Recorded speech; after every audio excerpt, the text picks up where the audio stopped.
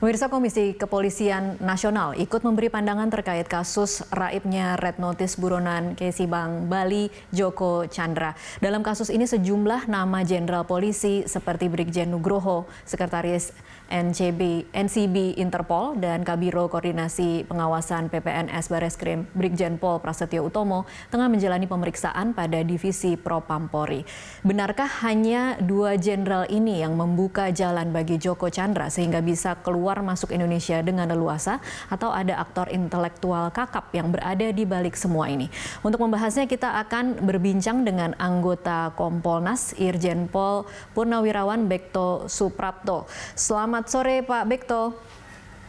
Selamat sore. Iya, Pak Bekto, saya ingin membahas satu persatu karena ada beberapa surat yang terkait dalam kasus Joko Chandra. Yang pertama ada soal surat jalan, kemudian ada soal red notice, dan juga surat bebas COVID. Satu persatu kita mulai dari surat jalan. Apa yang pandangan Anda melihat soal keterlibatan beberapa jenderal yang muncul dalam kasus Joko Chandra ini?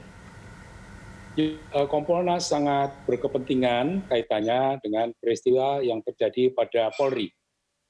Surat jalan itu adalah tidak seharusnya ada, karena bukan tugas Korwas PPNS untuk membuat surat jalan bagi Joko Chandra. Jadi surat jalan itu tidak seharusnya ada, tidak seharusnya dibuat. Ini namanya penyalahgunaan wewenang. Dan surat itu bisa dikategorikan sebagai surat palsu. Melanggar KUHP pasal 263, ancamannya 6 tahun. Baik. Ini kaitannya dengan surat, ya. Pak Bekto, saya potong dulu sejenak di situ. Mungkin bisa lebih dalam lagi dijelaskan, Pak. Mengapa Joko Chandra membutuhkan surat jalan untuk bepergian dari Jakarta ke Pontianak? Bagi yang suka bepergian sangat paham sekarang kalau mau jalan naik pesawat dan sebagainya itu dibutuhkan semacam surat jalan, surat apapun dari instansi. Dan mengapa harus ada posisi sebagai konsultan Polri? Itu kaitannya dengan penyalahgunaan wewenang, karena konsultan Bareskrim tidak ada, apalagi yang namanya konsultan namanya Joko Chandra itu tidak ada. Di situ yang membuat surat itu menjadi palsu karena telah mendatangkan kerugian. Baik, menurut pandangan Anda mungkinkah ini memang hanya inisiatif Brigjen Prasetyo Utomo sendiri tanpa ada perintah lebih tinggi lagi? Kita menunggu proses pemeriksaan dari pengawas internal Polri, dalam hal ini Propam.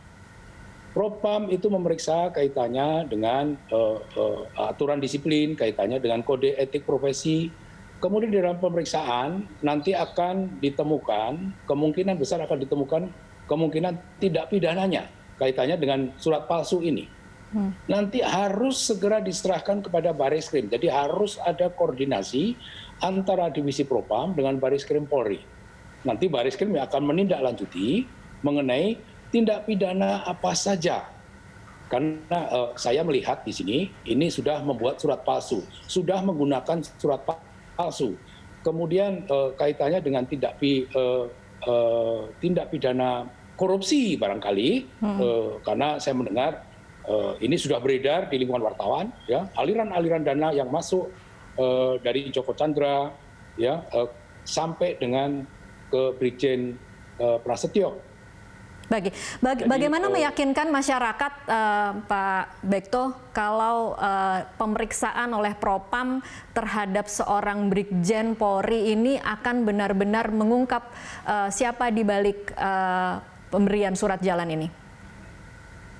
Ini Pak Kapolri sudah sangat cepat, sangat tegas. Kompolnas memberikan apresiasi untuk itu.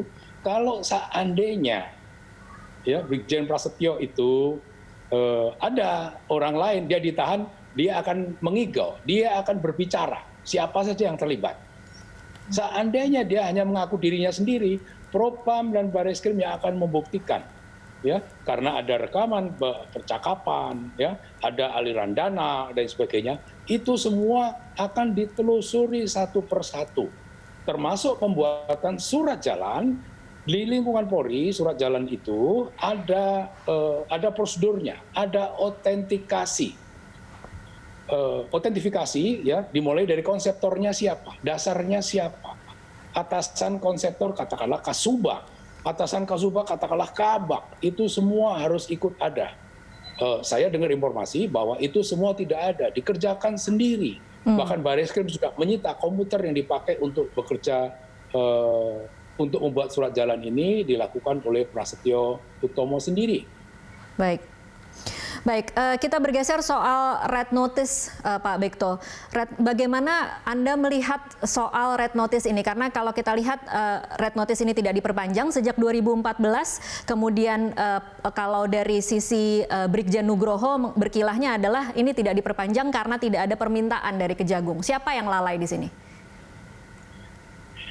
Kembali kepada hasil pemeriksaan dari Propam, harus jeli. Siapa saja yang terlibat pembuatan surat itu. Yang jelas penegak hukum itu tidak boleh bekerja dasarnya asumsi, dasarnya perkiraan. Itu tidak boleh. Dasarnya adalah aturan. Saya sudah membaca aturan di Interpol. Ya. Pembuatan red notice itu berdasarkan pengajuan dari NCB Interpol suatu negara. Ada 196 negara, ya, itu diajukan ke Interpol pusat di Lyon di Prancis sana, kemudian diproses. Setelah itu dinyatakan sebagai red notice, masa berlakunya hanya 5 tahun, tidak lebih. Kalau yang mengatakan red notice itu seumur mimpi, dia ngigau. Ya, tidak ada aturan itu. Artinya sistem di tidak ada pengajuan perpanjangan, itu otomatis mesinnya, sistemnya yang menghapus. Ini harus dipahami. Selama ini sudah ada misleading seolah-olah NCB Interpol sudah mencabut red notice. Tidak benar. Yang ada adalah tercabut oleh sistem, tercabut oleh sistem. Oke. Kompolnas. Baik, terakhir Pak Bekto, bagaimana Anda membaca kasus Joko Chandra ini melibatkan 2 jenderal polisi dan kemudian juga melibatkan kelalaian dari Kemendagri untuk Dukcapil IKTP, Kemenkumham untuk imigrasinya, kemudian Polri dan Kejagung. Harus seperti apa Polri berbenah setelah ini? Ya, kita memandang ini adalah potret bagaimana petugas-petugas penegak hukum kita bekerja. Potret bagaimana komunikasi, bagaimana koordinasi, bagaimana ini mereka semua bekerja sama. Karena sejak tahun 2014 itu sudah ada MOU antara Polri dengan Kejaksaan Agung. MOU itu memberi keleluasaan kepada Kejaksaan Agung, baru-baru ini juga disusulkan kepada KPK untuk mengecek masalah-masalah seperti ini. Baik. Kenapa itu tidak dimanfaatkan? 1 kali 24 jam bisa untuk mengecek masalah ini. Jadi betul sekali pertanyaan tadi, mengapa kok tidak diperpanjang? Meskipun kita menyadari tahun 2009 waktu pengajuan pejabatnya berbeda. Baik itu di Polri, di Kejaksaan, di Ditjen Imigrasi, berbeda. 2009 sudah berbeda. 2020 berbeda juga.